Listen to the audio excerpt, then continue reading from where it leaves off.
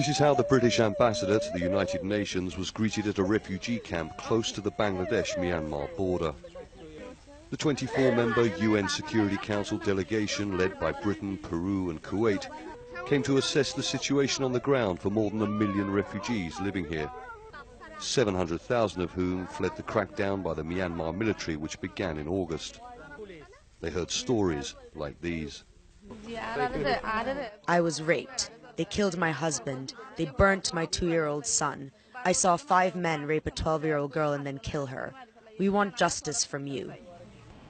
Thousands of refugees lined the roads as the delegation vehicles passed. Many held signs demanding justice and help. In the Kutupalong refugee camp, the delegates were split into groups to listen to more stories from victims of violence. One man told them the Myanmar government would never tell them the truth. Do your investigations from your own countries, he said. Britain's UN ambassador said it was vital the international community act with one voice.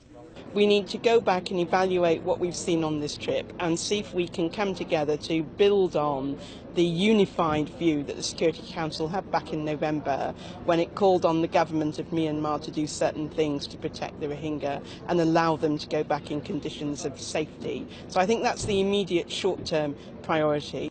Myanmar has banned any independent investigation into what the UN says is ethnic cleansing of the Rohingya. Myanmar doesn't recognise them as an ethnic group, it calls them Bengali. What was then the Burmese government stripped Rohingya of their citizenship in 1982. Last November, the Security Council passed a resolution demanding Myanmar halt military action against the Rohingya. But the potential veto power of Myanmar allies China and Russia has stalled anything stronger than that. At a news conference, China's representative stated his country's position. First is to cease violence, to ceasefire. The second is to try to find a solution accepted by the government of Myanmar and Bangladesh. Focus on the repatriation. The third is to address the root causes. When a journalist asked the UN delegates which of them used the word Rohingya, China's representative appeared not to understand, but didn't raise his hand. Later he told me China respects what Rohingya call themselves. The United Nations Security Council delegation came here to assess the magnitude of this crisis.